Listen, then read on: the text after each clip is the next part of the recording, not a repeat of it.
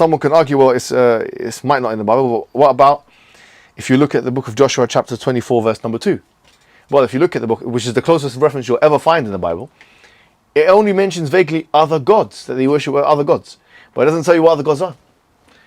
And if you look at the Talmud, it does mention some of these things, but not in the context that the astral triad, all three of them in that way is not mentioned anywhere. And we now have ways to verify that through using AI and all that kind of thing, which we've tried and used and stuff like that. So Abu Zakaria has done a fantastic job of making this argument. Because although there's scanty archaeological evidence for the existence of Abraham, the context is captured in the Quran in a way that couldn't have been done otherwise, because actually this language was a dead language and the archaeological finds were not there. So now what do we expect? We have the Prophet Muhammad ﷺ, we already explained, discussing the intricacies of what's going on in Egypt in the Hyksos dynasty, discussing the intricacies of what's going on in ancient Babylon, in the old Babylonian kingdom, discussing the intricacies of what they used to worship in the old Babylonian kingdom, discussing the intricacies, the fact that, for sake of argument, Egyptian people used to worship other gods is not even mentioned in the Bible. أَتَذَرُ مُوسَى لِيَفْسِدْ فِي الْأَرْضِ وَيَذَرَكَ وَآلِهَتَكَ. The Quran says, are you leaving Moses to wreak havoc on the earth, and he leaves you? أَتَذَرُ مُوسَى وَقَوْمُهُ لِيَفْسِدُوا فِي الْأَرْضِ وَيَذَرَكَ وَآلِهَتَكَ, and his people, and then they will leave you and your gods. So that the Egyptians used to worship other gods as well. That Pharaoh says, أَنَا رَبُّكُمُ الْأَعْلَى, I'm your Lord. All of this stuff is not in the Bible, by the way.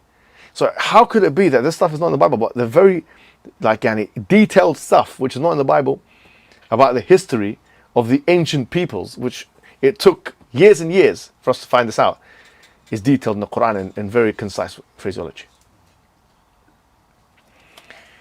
And all the sources are there. And you can read more how he done it. Which book is it?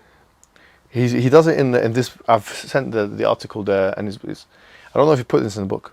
Oh. Yeah, there's an article there. On Islam 21c, he fleshes out the argument. Having said this, so we spoke about Abraham. We spoke about the connection of Abraham and Ismail and Muhammad sallallahu alaihi wasallam. We spoke about the Zamzam. We spoke about Abraham's discussion of Abraham in the Quran, Hajar, all of this kind of stuff. Now there's more to be said, because right now we know that before we speak about the seerah of the Prophet Muhammad sallallahu alaihi wasallam, what the writers of the seerahs have actually usually done is to give us like a brief background of what happened before his birth. So, for example, if you read Ibn Hisham or Ibn Ishaq, or Ibn Hisham or Ibn Ishaq through Ibn Hisham, they mention certain figures, and I'll tell you who they are in brief, and I'll tell you what evidence we have of their existence, because I've done the research. So, who the figures are, who they mention in the seerah books, and then what evidence do we have of their actual existence in terms of the way that these guys understand it through the historical method or through archaeological data, or whatever it may be. So we said that when did the Prophet when was he born? 570. 570, right? And he died 680. Yeah, like 570, 571, 570, that kind of area. Okay. So remember that date. Just like in the beginning, I told you to remember the death date. Now remember the birth date, right? And before that, we had different kingdoms around the Arabian area, around what is present day Ethiopia and Eritrea, what was then called Abyssinia. You had different kingdoms. One of the kingdoms was called the Himyarite kingdom, okay? And there was an individual called Abu Karib Tiban Asad, okay, and who was a Jewish convert to Judaism, okay? He reigned from 110 to 525 BCE.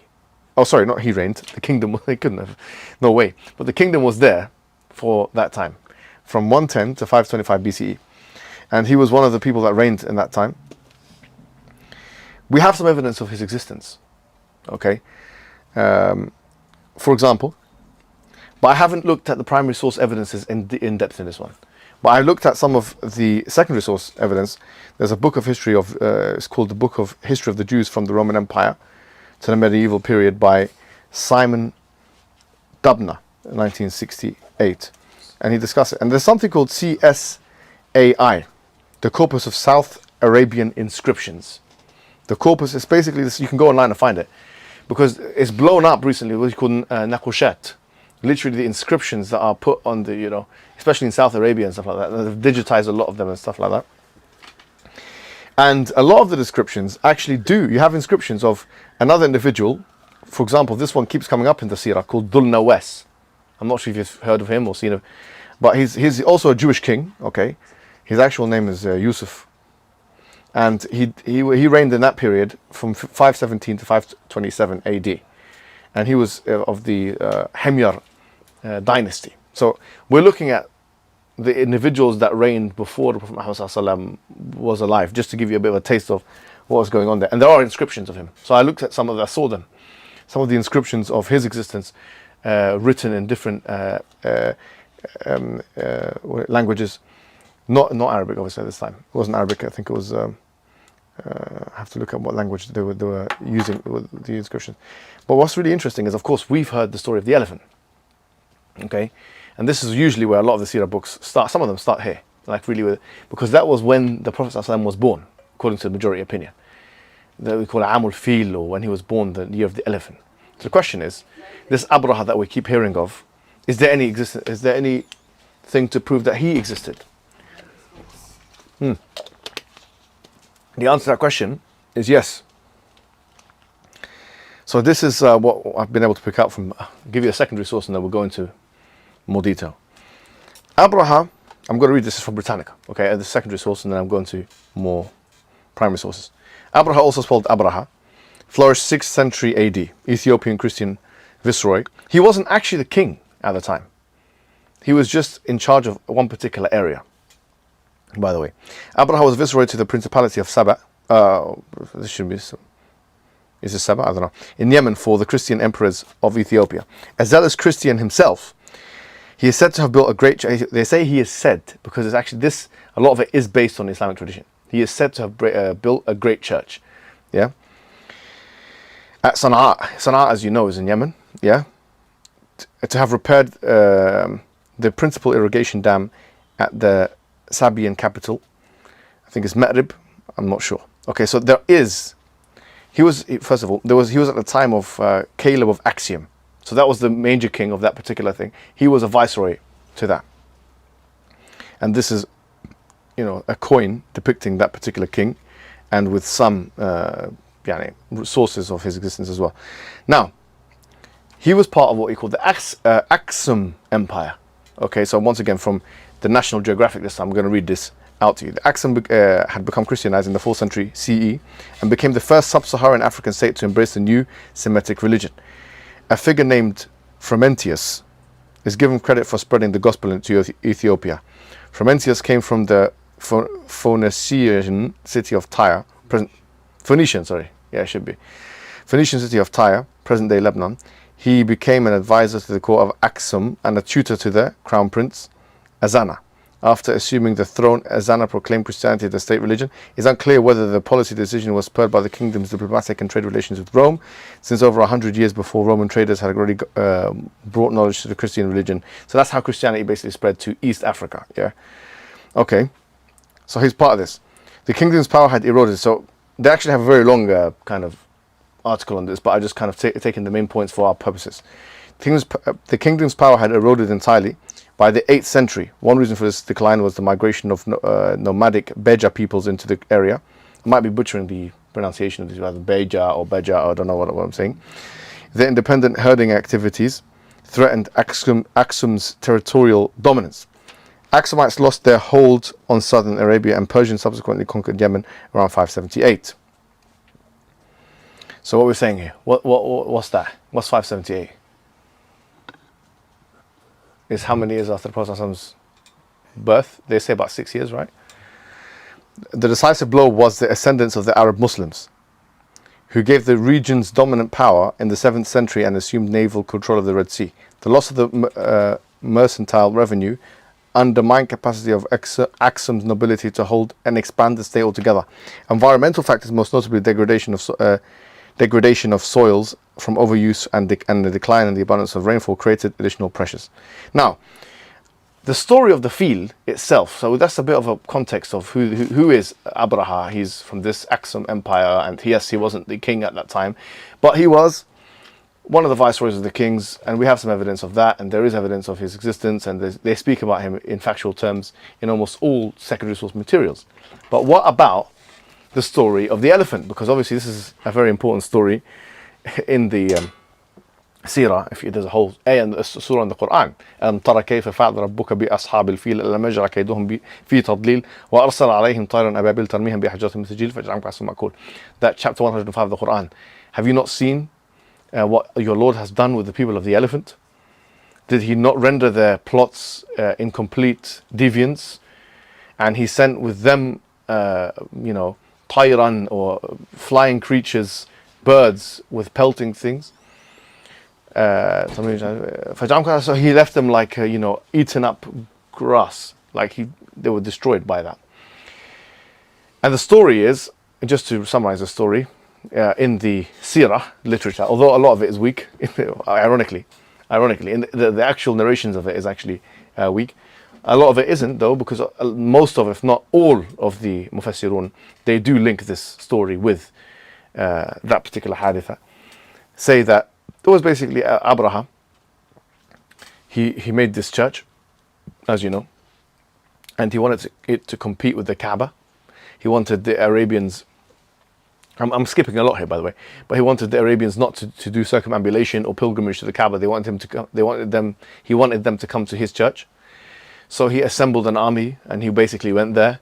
Abdul Muttalib was there at the time, who's the granddad of the Prophet Muhammad, and he effectively, there was a whole discussion with him, but he let him go, and then the elephant wouldn't go any further. Okay, and then basically the pelting things destroyed the elephants, and they retreated. And this happened at the time of the Prophet's birth. So after this whole incident took place, the Prophet was born. Okay, so that's what happened. Now, we do have inscriptions of this. So if you look at the next slide, as you can see, very interesting, you have an inscription of the elephant. I mean, I didn't see, because what it was is that the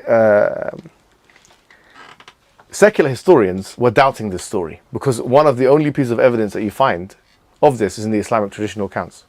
So they're saying this story, we don't know about that. Now, they did actually start finding inscriptions, and as you can see in that picture, there's drawings of the elephant. All these elephants coming in, and you know what I mean? So that is a serious piece of evidence, which some scholars have come and said, actually, this is evidence of, even from their perspective, this happened, this situation, this did actually take place. Now, it makes it very interesting here, because, as you will see, some of the scholars of Islam use this, okay, to argue for the veracity of Islam. Ibn Taymiyyah included, Al-Mirdawi included, a lot of them. Sorry, not Al-Mirdawi, Al-Mawaridi. Al-Mawaridi, he wrote Ahkam al-Sultaniyah, a different person. They use this to create arguments for the existence, or for the truth of Islam, but I'll come to that in a second. You got inscriptions, yeah? And these inscriptions are of the elephants and all these kind of things. Okay, why is that significant? Because why did that happen at the time where the Prophet ﷺ was born? Ibn Taymiyyah says the following. He says, look, he did that to show, it was like a sign to show that Allah is going to protect this particular house, this particular place, and to facilitate worship in that place. In addition to that, I was thinking about this, wallahi, and there's something you can add to this point. Some people might not like what I'm about to say, but I'll say it anyway. The Kaaba is in Saudi Arabia, okay? It's one of the highest GDP countries in the world. Now, if the Kaaba was in a country which wasn't like this, Hajj might not even be possible.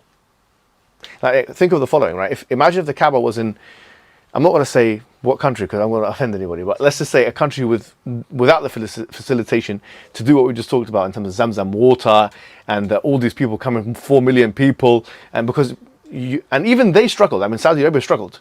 They had all these kind of things, people being mowed down, people dying, and all this kind of thing. But for the most part, it's a well-oiled machine. They're doing a good job of it. And why? It's only one reason. Well, in addition to tourism, and it makes monetary sense, and of course all that kind of stuff, and you see the big clock towers and all that. But there's another reason, which is money. And it just so happened that when the population increased rapidly, so too did the money for Saudi Arabia. Now, if you look at the dua that Ibrahim makes in the Quran, he does actually make dua for the safety of that particular area of the world, or that particular city at least. رب اجعل هذا البلد آمنة. You know, make this country or this city protected. So the fact that it's been facilitated, Ibn Taymiyyah is making an argument anyway, not about Saudi Arabia because obviously he's way before, but he's making the argument that yes, this is protected. The fact that Allah protected the tuyur with the bird and all that kind of stuff is like a sign to show that that Allah is going to protect this particular infrastructure so that people can use it afterwards. Mawardi makes a very similar argument.